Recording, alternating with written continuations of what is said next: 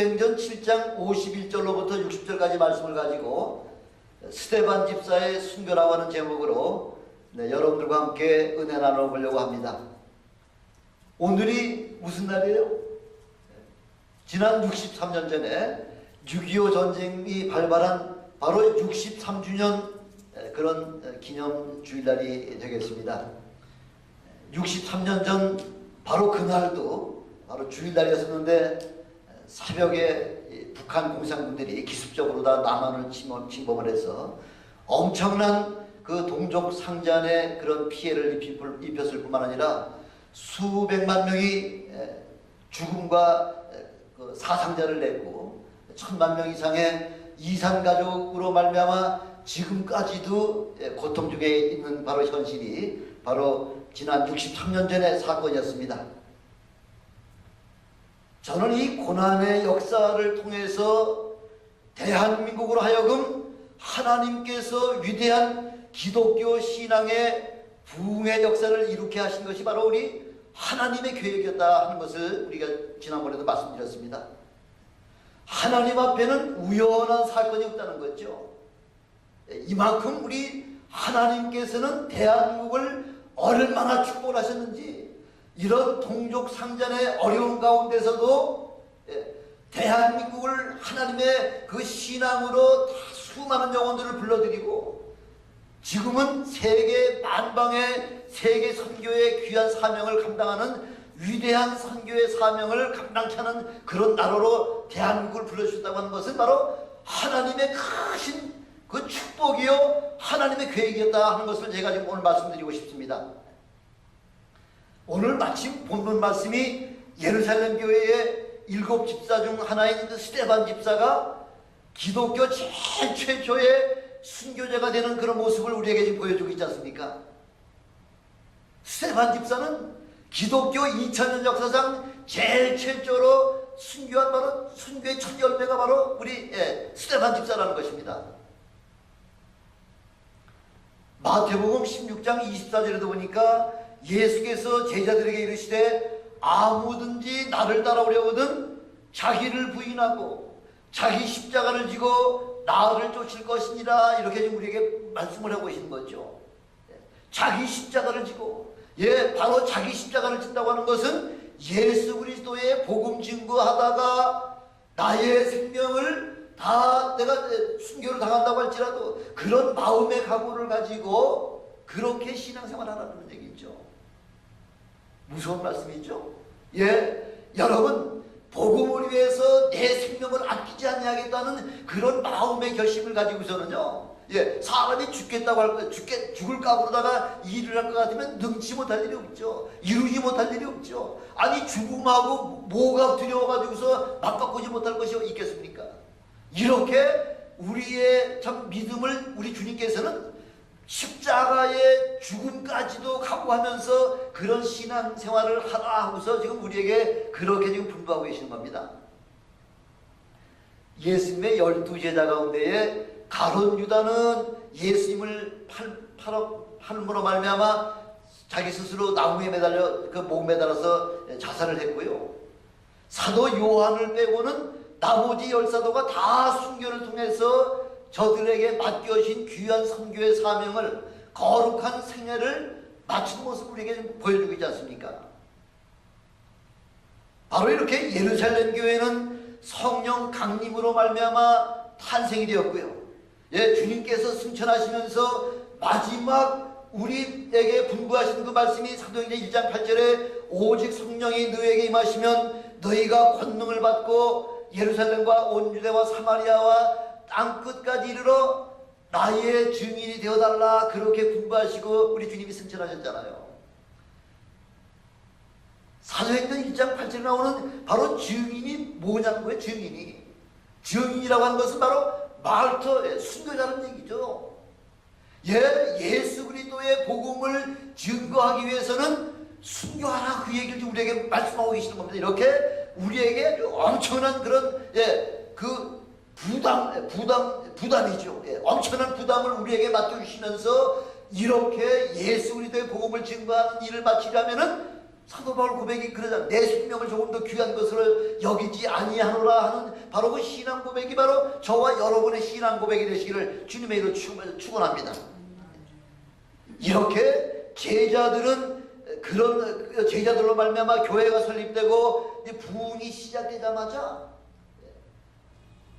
선교적인 사명은 까맣게 잊어버리고 있었다는 거죠. 예수님께서 승천하시면서 그 감람산에서 500의 성도들을 모아놓고 그렇게 공부하셨건만 지금 성령의 사건을 통해서 성령 체험을 통해서 교회가 탄생이 되고 성령의 역사로 말미암아 막 교회가 한꺼번에 하루아침에 3,000명 5,000명이 막 그냥 회개하고 주님 앞으로 돌아오는 그 모습을 통해서 예루살렘 교회가 뭐 어마어마하게 부흥이 됐죠. 막 신나지요. 지금 사도 바울이 나가서 외치기만 하면은 형제여 우리가 어찌할까 하면서 막 회개하고 돌아오는 역사들이 나타나는 그 모습을 바라보면서 주님께서 우리에게 분부하신 땅끝까지 이르러 내 주님이 되어달라고 하신 그 지상명령을 까맣게 잊어버렸다는 거죠.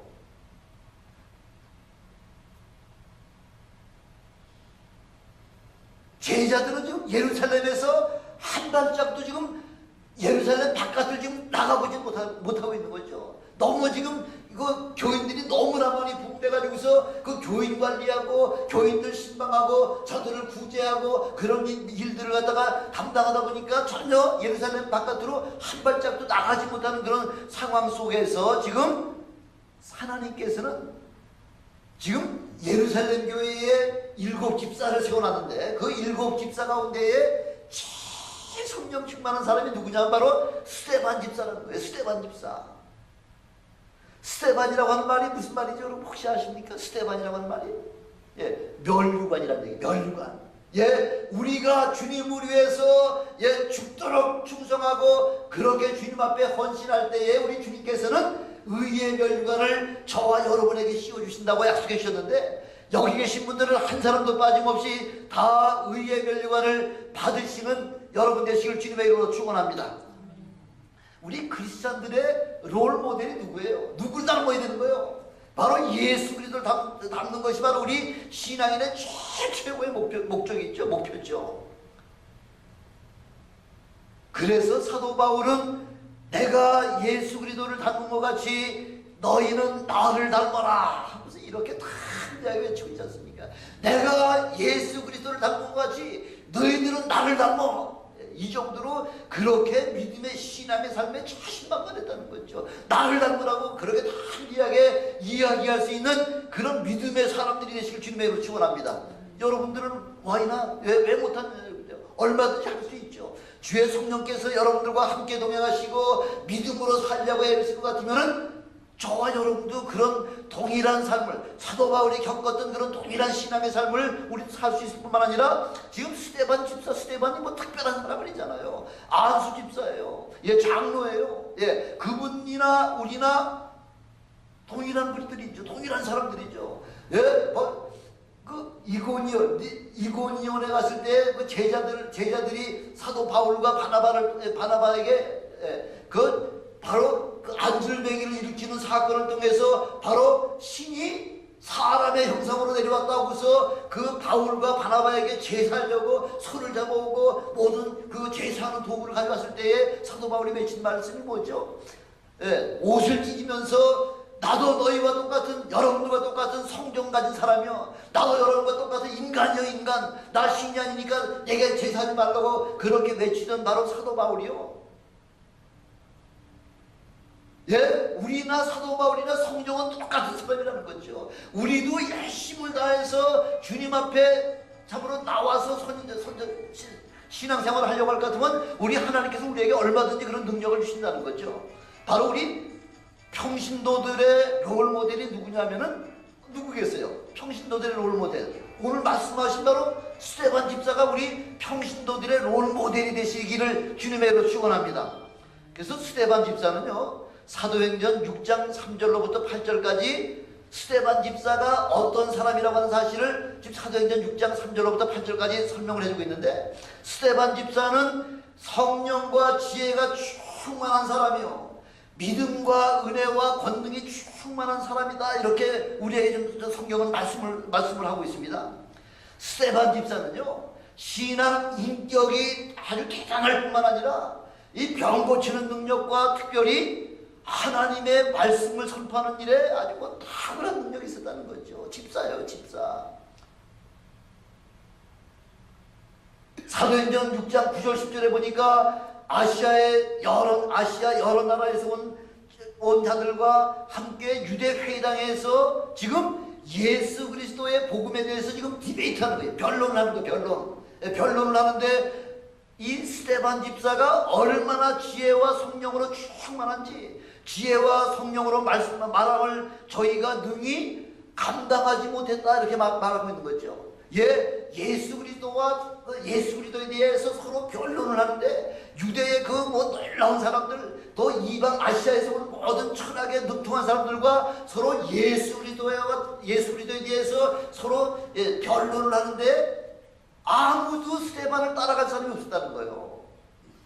바로 그 얘기는 무슨 얘기냐면, 아주 변증에 대해서, 변증이라고 하는 것은 아주 조직적으로, 철학적인 사고와 문학적인 뒷받침이 있어야 비로소 변증이 가능할 수 있다는 거죠. 모든 것이 뒤에서 뒷받침을 해줘야지만, 조직적이고 체계적이고 논리 정연해야지만 변증에서 비로소 이길 수가 있다는 것입니다.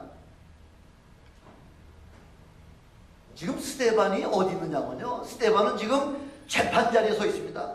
재판자리에 서 있는데 그 스데반의 죄목이 뭐냐 하면은 바로 모세의 율법을 반대하고 하나님을 모욕했다고 하는 그런 위증자들의 모함으로 지금 대제사장들과 서기관들과 장로들 앞에 지금 서 있지 않습니까? 죄수의 신분에 서 있는 거죠.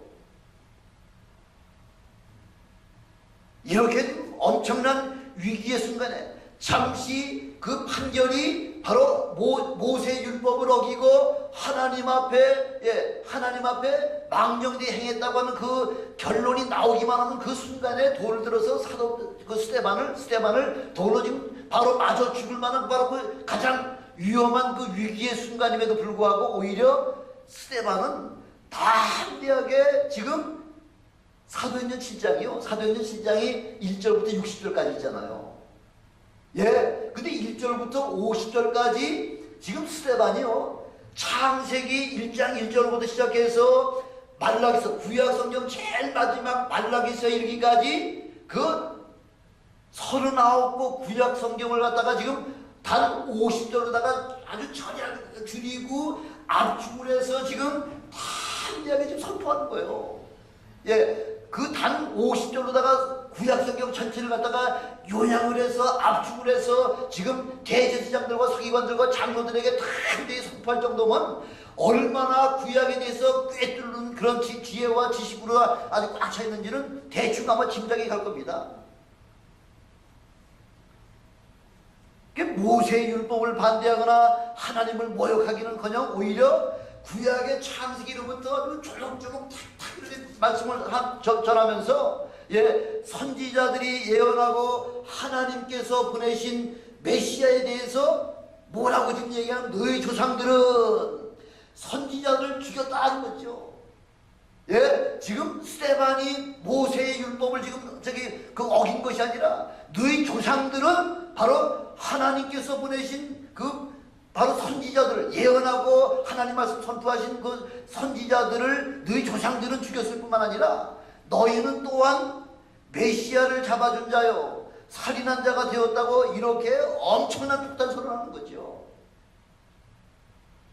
너희는 내가 지금 모세 율법을 범한 것이요 하나님 앞에 내가 범죄한 것이 아니라 바로 여러분들의 조상은 선지자들을 죽였고 여러분들은 바로 하나님께서 보내신 메시아 예수 그리스도를 잡아다가 지금 빌라도에게 넘겨준 자요 그로 말미암아 죽게 만든 바로 뭐라는 거예요? 여러분들이 뭐라는 거예요? 유대적 지도자들이 뭐라는 얘기예요? 지금 살인자는 내 살인자, 너희들은 살인자요 하고 이거 지금 스데반 집사가 담대하게 선포하는 거예요.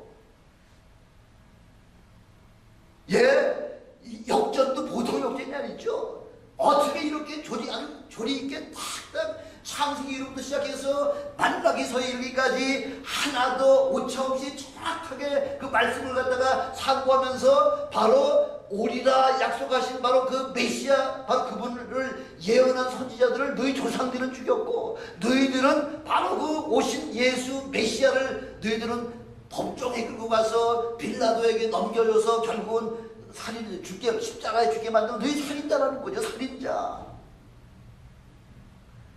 그러면서 지금 유대인들의 제일 민족적인 자존심이요 민족적인 그런 긍지라고 할 수 있는 할례에 대해서 지금 51절에 보니까 유대인들이 가장 자랑하는 그 할례에 대해서 한마디 51절에 말씀하고 있잖아요. 뭐라고 지금 말씀? 목이 굳고 마음과 귀에 할례를 받지 못한 사람들아, 너희가 항상 성령을 거스려 너희 조상과 같이 너희도 하는도다, 이렇게 말씀하고 있는 거죠. 할례는 지금 유대인들은 육체의 할례를 통해서 그 할례로 말미암아 내가 구원을 받고 내가 거룩함을 받게 되고 내가 바로 하나님의 선택된 백성이라고 하는 그 자부심 가지고 있어요. 할례, 육신의 할례만 가지고 그렇게 주장하지만은 지금 스데반은 육신의 할례는 아무것도 아니라는 거죠. 뭐가 문제라는 거예요? 마음과 귀의 할례를 받지 못한 사람들아, 너희가 성령을 거스려 너희 조상과 같이, 너희 조상이 선지자들 죽이고 같이 너희들은 바로 예수를 죽인 살인자다 하고서 그거 지금 스데반이 담대하게 외치는 거죠. 어느 안전이라고, 어느 앞이라고 이렇게 담대하게 이야기할 수가 있습니까? 53절에 보니까 너희가 천사에 전한 율법을 받고도 지키지 아니하였구나, 이렇게 말씀하고 있죠. 지금 유대인들은 지금 스데반이 뭘 어겼다는 거예요? 모세의 율법을 어겼다. 자기 조상 모세의 율법을 어겼다고 얘기할 때에 스데반은 지금 천사가 너희에게 전해준 그 율법을 받고도 지키지 아니했다. 천사를 봤을 때에 다들 천사를 보면 어떻게 되나요? 하나님을 만난 것 같이 이제는 내게 화로다, 나 이제 죽었다 할 정도로 이렇게 천사만 봐도 그냥 유대 백성들이 발버벌 돼. 삼손의 어머니 아버지가 그 천사가 내려와가지고서 너희가 아들을 낳을 테니 삼손이라고 하라. 그는 뭐라고 얘기하죠? 뭐라고 얘기해요? 삼손이 어떤 사람이에요? 나시린이라고 그렇게 해가지고서 머리에 삭도를 내지 말고 포도나 포도에서 난 것을 마시는 거 말고 먹지도 말라고 이렇게 이야기하면서 천사가 내려왔을 때에 그 부모들이 뭐라고 얘기해요? 화로다, 나 이제 죽었다. 천사를 만날 때도 이렇게 이제는 천사들 앞에서 꼼짝도 못하는데 바로 너희가 천사에 전한 율법을 받고도 지키지 아니한 바로 너희들은 뭐냐는 거죠. 스데반이 모세의 율법을 반대하거나 하나님을 모욕한 것이 아니라 바로 오히려 너희들이 천사의 율법을 지키지 않았고 하나님께서 선지자들의 예언에 따라 예수 그리스도로 바로 메시아를 보내주셨는데도 불구하고 너희들은 그 의인을 잡아 빌라도에게 넘겨주었고 오히려 메시아를 죽이는 살인자가 되었다고 지금 논리청연하게 탁탁 얘기하죠. 이 얘기 들어보면 그 역전되는 사건, 어떤 사건이 또 우리가 생각나는 게 있죠. 다윗이 우리아의 아내를 범하고 난 다음에 그 우리아의 아내가 임신했다고 하는 사실을 알고서 급히 전쟁터에 나가 있는 우리아를 불러들여 가지고서 그 부인과 하룻밤을 자기 함으로 말미암아 그 우리아의 아내 뱃속에 있는 그 잉태한 그 아이가 바로 다윗의 아이가 아니라 우리아의 아이같이 아주 감쪽같이 속이려고 했는데 우리아가 이틀 동안을 기회를 줬는데도 불구하고 집에 들어가지 않냐고 다 지금 내 동료들은 전쟁터에서 지금 전쟁하고 있는데 나만 편안하게 내 아내와 더불어 잘 수 없다 해가지고서 이틀 동안을 기회를 줬음에도 불구하고 안 잤잖아요. 그래서 할 수 없이 다윗이 그 장수에게 그 총사령관에게 편지를 해가지고서 이 우리아가 전쟁터에 나가면 최전방에 내보내서 그 최전방에 있는 적군으로 말미암아 죽도록 그렇게 만들어라. 교사가 살인 교사죄를 저질렀죠. 그래서 우리아를 죽이고 난 다음에 모든 일이 아주 완전 범죄요 감쪽같이 해치웠다고 그렇게 생각하는 다윗에게 하나님께서는 나단 선지자를 보내주셔서 예, 양을 많이 가진 부자와 양 한 마리밖에 없는 그 과부의 양을 뺏어다가 손님 왔을 때에 그 과부의 양을 뺏어다 손님을 대접했는데 이런 나쁜 사람이 있다 하고 이야기할 때 나도 선자가 비유를 이야기했을 때 다윗이 뭐라고 얘기하죠? 화가 그냥 머리 끝까지 나가지고 그는 당장에 잡으라는 거죠. 그는 당장에 죽이겠다는 거죠. 당장 능지처참하겠다는 거죠. 그때 나단 선지자가 바로 그 사람이 당신이요! 그래서 다 슬퍼하잖아요. 바로 그 자가 막 당신입니다. 그때에 보통 이렇게 그 마음에 찔리는 그 말씀을 선포할 때 두 가지 현상이 나타나죠.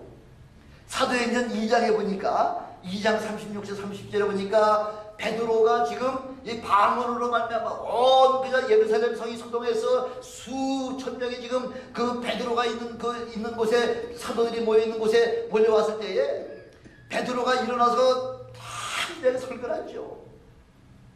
뭐라고 설교하냐면 너희가 십자가에 못 박은 이 예수를 하나님이 우리의 주와 그리스도가 되게 하셨다 선포하니까 설교를 들은 수천 명의 사람들이 반응이 어떻게 나왔죠? 뭐라고 나왔습니까?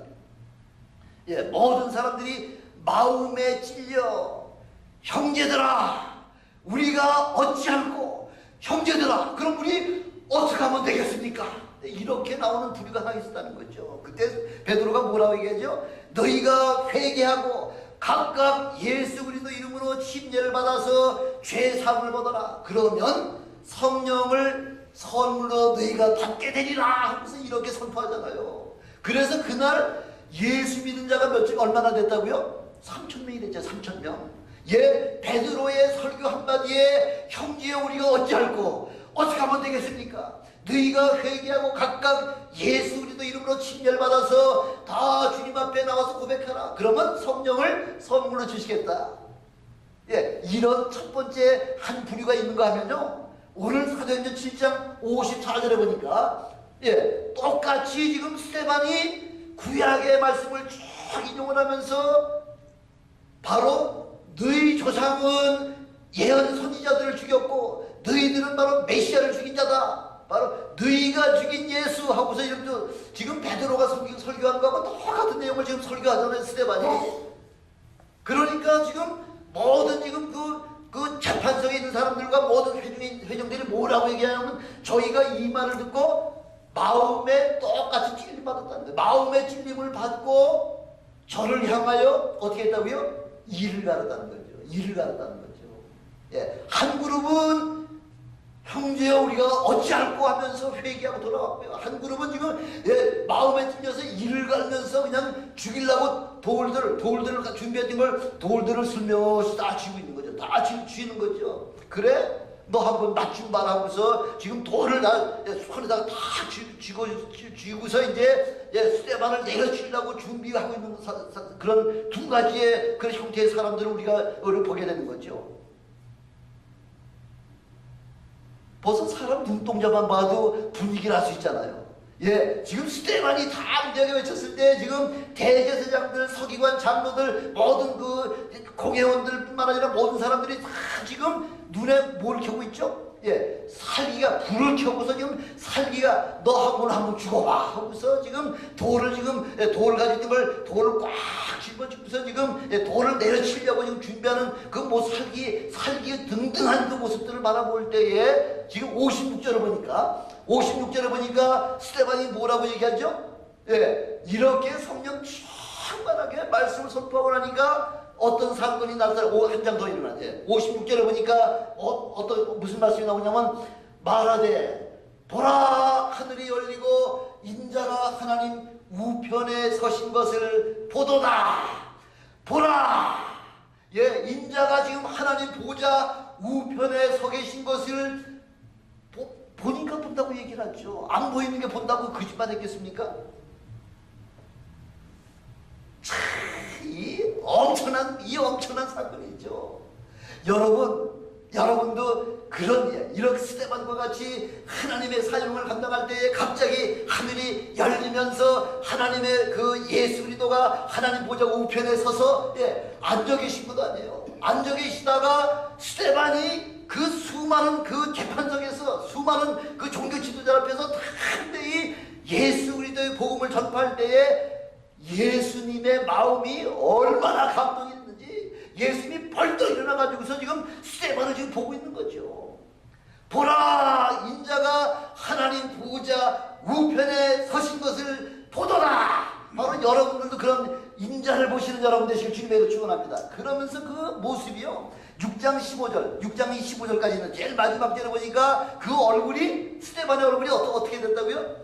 예, 천사의 얼굴 같더라. 제가 여러분 얼굴 뵈니까 여러분들 얼굴이 천사의 얼굴 같으네요. 나 천사의 얼굴 같은 그런 성령 충만한 여러분 되시기를 주님의 이름으로 축원합니다. 바로 얼굴은 우리 마음의 거울이라잖아요. 벌써 마음속에 근심 걱정이 있으면요, 얼굴빛에서 벌써 막 나타나죠.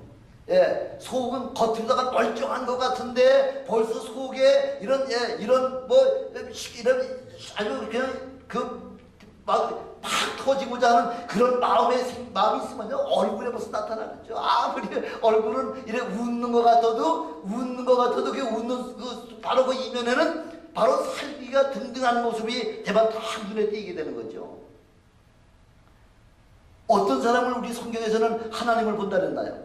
마태복음 5장 8절에 보니까 마음이 청결한 자가 하나님을 볼 것이요, 마음이 깨끗하군요, 그런 사람에게 우리 하나님을 보여주신다고 그렇게 예수께서 약속해 주고 계시지 않습니까? 그러니까 양심의 가책을 입은 바로 이 여러 종교 지도자들이 큰 소리를 지르며, 큰 소리 지르며 뭐라 그러죠? 저희가 큰 소리를 지르며 귀를 막고 일심으로 그에게 달려드는 거죠. 이제는 때릴 일만 남은 거죠. 쫓아가서 그 스테반을 지금 내려치려고 지금 달려가서 그렇게 하는 그 모습들을 우리에게 지금 보여주고 있지 않습니까? 이럴 때 얼른 사람이 잠깐 해가지고서 그 인간적인 타협을 하게 되면은 일단은 그 죽음에서 면제는 될 수가 있겠죠. 그러나 신앙이라고 하는 것은 세상의 어떤 것과도 타협하면은 잠시의 위기는 넘길 수 있고 소요는 막을 수 있을지 모르지만은, 그러나 근본적인 그 신앙의 문제가 해결이 안 된다는 거죠. 지금 스테반 같은 열정적이고 지혜로운 한 사람을 죽이고 나면은 선교는 이제 끝났다. 이제 복음은 가장 열정적인 사람 하나만 시범적으로 죽이면은, 그러면은 더 이상 복음이 전파되겠어요? 지도자들은 그렇게 생각하겠죠. 스테반 한 녀석만 죽이면은 이제는 너희들 기독교는 끝났다 하고 그렇게 생각하고서 담대하게 그 스테반을 지금 내려치는 거죠. 선교는 끝났습니까? 복음 전도가 끝났습니까? 스테반 하나 죽이는 것 때문에? 아니요. 스테반의 순교의 피는 곧 막바로 세계 선교의 출발점이 됐다는 거죠. 이 스테반의 이 순교의 사도행전에 엄청난 그런 바로 새로운 그런 선교의 시작의 문을 여는 바로 그 계기가 바로 스테반 순교 사건이었다는 거죠. 스테반의 그 순교의 전 과정을 다 지켜보고 있던 사람 하나 있었잖아요. 스테반이 처음부터 재판받는 순간부터 돌에 맞아 죽는 순간까지 지켜보고 있던 한 사람이 있었잖아요. 한 사울이라고 하는 한 청년이 그 지금 정죄하는 그 사람들의 옷을 다 그냥 더우니까 옷을 아니 기왕에 한번 돌로 치려면 화끈하게 치려고 옷을 다 걷어지고서, 그리고 돌로 치려고 할 때 옷을 맡아놨던 그 한 젊은 청년 하나가 누구냐, 바로 사울이잖아요. 사울. 그러고서는 그래 맞다, 네가 당연히 그래 돌에 맞아 죽는 게 마땅하다, 싸다, 그 올바르다 하고서 그렇게 생각했던 사울의 마음이 180도 바뀌어가지고요, 이 사울을 통해서 바로 세계 선교의 대들보같이 쓰임받는 어마어마한 사도 바울이 탄생했다고 하는 사실은 바로 스테반의 순교를 통해서 그 역사가 나타나기 시작했다는 거죠. 돌에 맞아 죽어가면서 부르짖는 스테반의 그 기도하는 모습이 보이잖아요. 한번 더 올려볼까요? 지금 뭐라고 지금 얘기하고 있죠? 59절에 보니까 저희가 돌로 스테반을 치니 스테반이 부르짖어 가로되 주 예수여 내 받으시옵소서. 많이 들어본 말씀 아니에요? 예, 불과 얼마 전, 몇 달 전에 십자가상에서 지금 예수님이 지금 십자가에 달려 있으면서 지금 모든 대제사장이나 장로나 하다못해 같이 양쪽에 옆에 그 함께 달린 강도들까지 지금 예수님을 비웃으면서 네가 만약 하나님의 왕이거든, 하나님의 아들이거든, 너를 구원하고 우리도 구원해봐라. 또 제사장들은 네가 만약 이스라엘의 왕일 것 같으면, 이스라엘의 왕이면은 너도 한번 구원해보고 나도 한번 구원해봐라 하고서 계속해서 그렇게 예수님의 옆구리를 그냥 그 말로다가 팍 찌를 때에 예수님께서 뭐라고 말씀하세요? 아버지여, 저들의 죄를 용서해 주시옵소서. 자기의 하는 일들을, 자기의 죄를 알지 못해서 하는 짓이옵니다 하고서 예수님께서 십자가상에서 저 그 인간들, 죄인들을 향해서 하나님을 향해 하나님께 그 죄 용서를 구하는 바로 예수님의 모습을 지금 스테반을 통해서 다시 한번 우리가 보게 되는 거죠.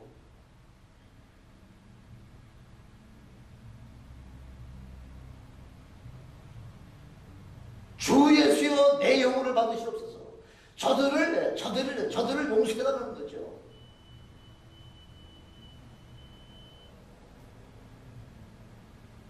선교는 바로 순교예요, 순교.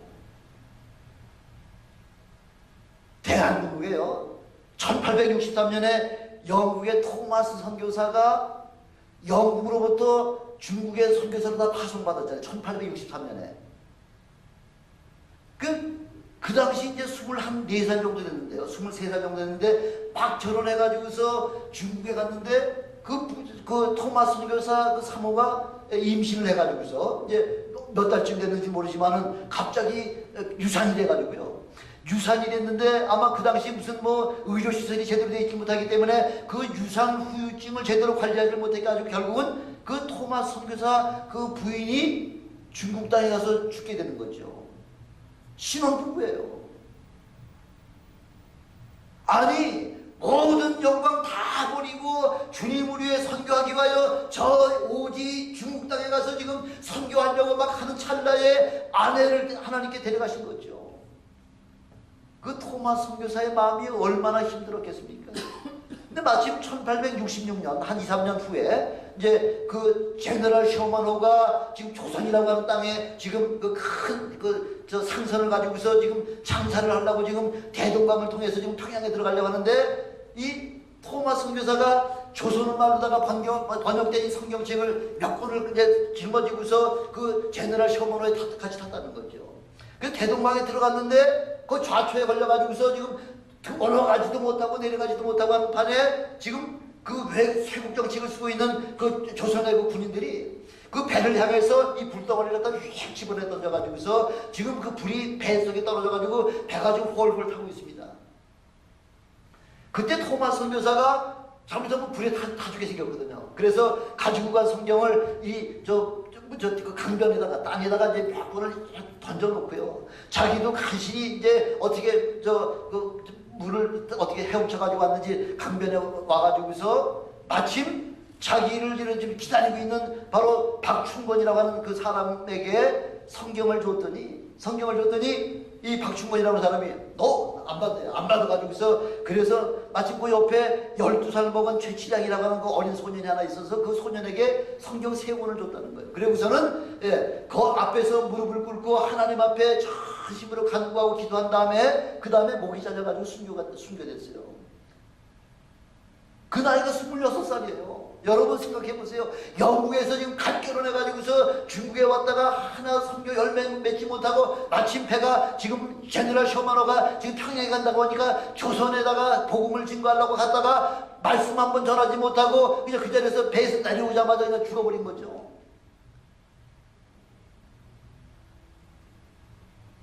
이런 법이 어디 있습니까? 이게 무슨 선교입니까? 아무런 열매도 맺지 못하고 선교 한마디 말 한마디 증거하지 못하고 그냥 목 잘려가지고 순교당했거든요.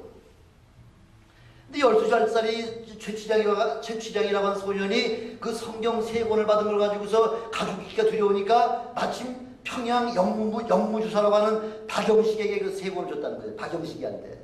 박영식이가 성경 3권을 받아가지고 집에 가보니까 옛날에 뭐 이런 종이가 어디 있었습니까? 지금 1866년 당시에 이런 종이가 어디 있었습니까? 그 종이를 갖다가 성경을 한 장 한 장 찢어가지고 벽에 벽지로 발랐다는 거예요. 성경 세 권을 다 벽지로 다 발랐다는 거죠. 몇 년 후에 최치량이가 이제 얼마만큼 장성을 해가지고 돈을 좀 벌어가지고 바로 박영식이가 지금 성경을 도배한 그 집을 갖다가 최치량이가 그 집을 사가지고 뭘 했냐면 그 집에다가 여관을 만들었다는 거죠. 여관을. 그 여관을 만들고서 지금 여관 장사를 좀 하고 있는데 얼마쯤 후에 바로 미국 선교사 마하페 선교사와 그레함 리 선교사가 평양에 선교하러 왔다가 어디 머물러 있을 데가 없잖아요. 그래서 최치량이가 하는 그 여관에 가서 머물러 있었다는 거죠. 그 머물러 있는데 그 최치량이가 그 마하페 선교사님의 전도를 받아가지고서 거기서 그 예수 그리스도를 영접을 하고 마하페 선교사로부터 침례를 받았다는 거죠.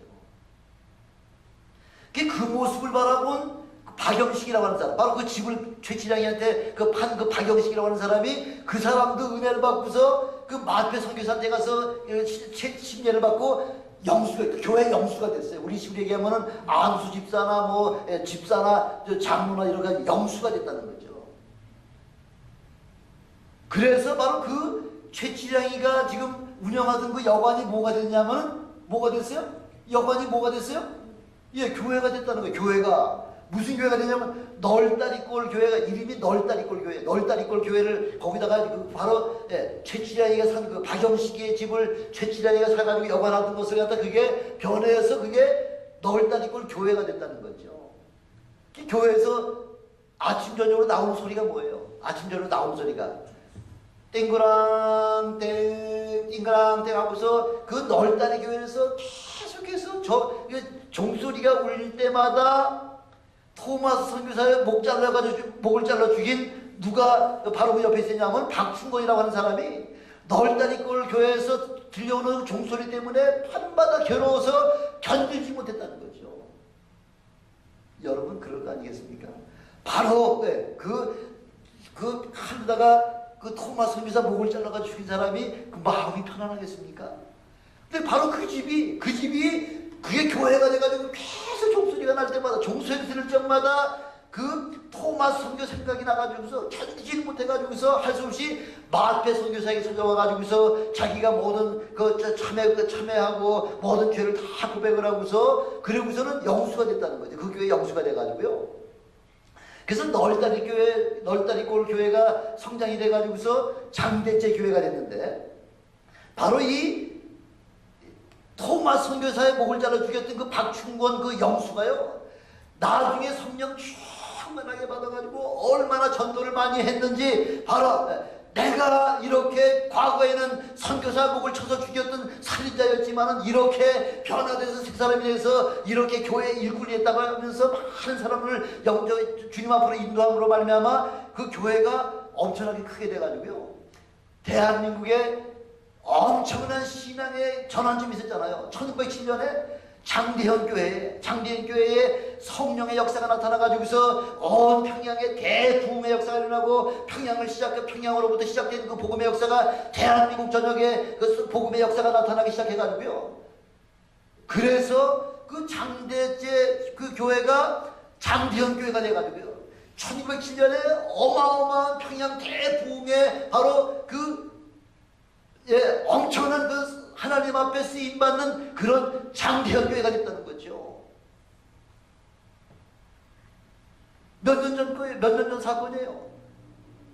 1966년도 사건이니까 66년, 36년하고 43년 만에 하나님께서는 토마스 선교사의 목을 쳐서 그렇게 피를 흘려가 대동강변에 평양에다가 그 순교의 피를 뿌렸는데 바로 그 장소에 불과 40년 만에 엄청난 그 부흥의 역사가 나타나게 하시고 아마 그 역사의 증인이 바로 여기 앉아 계신 우리 박성준 목사님이 평양 신학교 다니시다 오셨잖아요. 1907년 그 장대현 교회의 성령의 역사는 대한민국을 온통 성령의 바다로 만들었고요. 성령의 능력을 통해서 바로 대한민국을 통해서 온 세계 만방의 선교사 제1등 선교사 국가로다가 이렇게 변화시키는 일에 바로 누가 쓰임 받았다고요? 토마스 선교사가. 바로 오늘 스테반전 집사가 그 순교의 피를 통해서 바로 예루살렘에 묶여있던 복음을 온 세계 만방에 확산하는 세계 선교의 바로 전환점이 되었다고 할 것 같으면 대한민국 선교의 바로 시발점은 토마스 선교사의 순교의 피로 말미암아 이렇게 엄청난 대한민국에 지금 아까도 말씀 잠깐 드렸지만 일본은 지금 전 인구의 1%, 0.1%밖에 기독교인이 아닌데 대한민국은 지금 25%잖아요. 예, 지금 대한민국 선교사가 미국 다음으로 미국 선교는 이미 끝났죠. 서방 세계 선교는 이미 끝났고 지금 선교의 주도권은 누가 가지고 있냐? 대한민국이 가지고서 지금 온 세계 만방에 다니면서 얼마 전까지 나오보니까 통계를 보니까 2만여 명의 선교사가 구석구석 안 가 있는 데가 없을 만큼 한국 선교사가 가가지고 지금 세계의 그 놀라운 그런 영적인 변화를 일으키는 자들이 바로 우리 대한민국 선교사들이라는 거죠. 그 가운데 우리 박성준 선교사님의 아드님도 지금 브라질에서 열심히 지금 사역을 하고 계시고요. 저 인도네시아 선교도 하시고 우리 박성준 선교사님 산주민이죠. 얼마나 놀라운 역사입니까? 복음 한번 제대로 전하지 못했다고 하더라도 순교의 그 피를 흘림으로 말미암아 그 순교의 피를 통해서 온 세상은 변화가 될 수밖에 없다는 거죠. 요즘 우리 가끔마다 듣는 이야기가 종말론 때문에 요즘 걱정하는 사람들 많잖아요. 뭐 칩을 받아야 되고 뭐 어떡하지? 우리 그렇게 되면 지금 70몇 억, 76억의 인구를 지금 5억으로 줄인다고 하는데 그럼 우리 다 죽을 이렇게 피해도 죽고 저렇게 피해도 죽고요. 다른 방법이 없어요. 기왕에 죽을 바에 어떻게 한다고요? 담대하게 순교의 그 피를 흘리시는 저와 여러분 되시길 주님으로 축원합니다. 요즘 순교에 관한 이야기를 선포하는 데가 별로 그렇게 많지는 않죠. 요즘 같은 세상에 무슨 순교예요? 그 옛날 100년 전이나 일어났을 때 있었던 일이지 아닙니다. 우리 이제 불과 얼마 후면은 다시 한번 이렇게 세계 종말의 마지막 때가 될 때에 엄청난 그 순교의 역사가 나타나게 되어 있는데 걱정하지 마세요. 사도 바울과 같이 토마스 선교사와 같이 담대하게 그 순교의 반열에 참여하시는 저와 여러분이 되셔서 그래서 바로 멸류관을 받아서 주님 앞에 서는 그날 잘했다 칭찬받는 저와 여러분이 되시길 주님의 이름으로 축원합니다. 기도하시겠습니다. 전능하신 아버지 하나님 감사합니다.